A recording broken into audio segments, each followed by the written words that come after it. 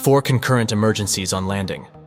Blackbird pilot Lieutenant Colonel Burdett B.C. Thomas welcomed an assignment that would not require refueling because SR-71 air refueling was challenging and dangerous. A 45-minute flight over North Korea, followed by a short trip back to Okinawa, should have been simple. He had been an SR-71 pilot for nearly a year when he began his first tour in Okinawa. In the seas close to the Okinawa base, Russian and Chinese trawlers kept watch over all U.S. flights. It was determined that the flight would take place under radio silence and with a higher-than-normal load of 65,000 pounds of fuel due to the nature of this specific mission. After experiencing a series of uncontrollable unstarts due to an engine inlet issue, BC was forced to abort the mission.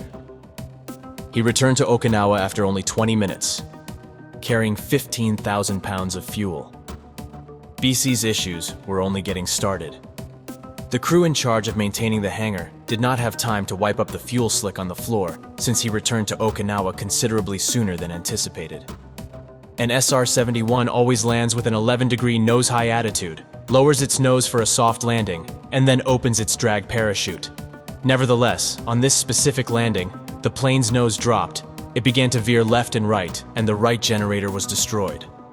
The fact that BC arrived much earlier than expected made things even harder, as the personnel ran out of time to remove the arresting cable off the runway. BC attempted to slow down, but was unsuccessful. He blew out 2 of the right tires and crossed over the arresting cable. It was customary to enter the hangar while the engines were still running and then turn them off. He entered the hangar at 3 miles per hour and was unable to stop the aircraft due to the oil slick. He tried the brakes but was unsuccessful. BC was given 2 seconds to control the aircraft and make the decision regarding whether or not to turn off the engines. The aircraft came to a safe stop after he made a sharp right turn. Colonel Frank Stampf's most interesting story. The most intriguing story told by Colonel Frank Stampf, SR-71 RSO, Reconnaissance Systems Officer, involved a flight from Okinawa. The first night operational mission that Frank and his pilot Gil Bertelsen were scheduled to fly over the Korean Demilitarized Zone, DMZ, was a bow-tie double-loop mission over the Korean peninsula that was planned to make several passes over the DMZ.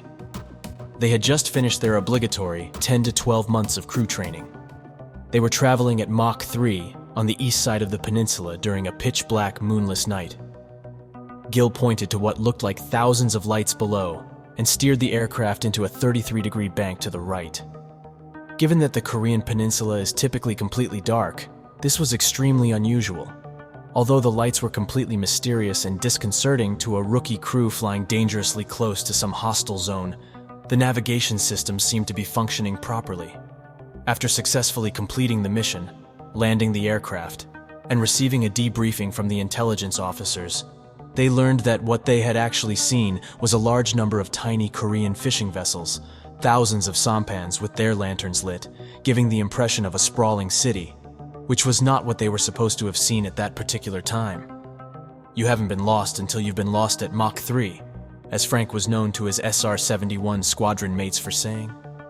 He also developed the following corollary to the quotation: because for every minute that you don't know where you are, you're 35 miles further away from where you think you're supposed to be.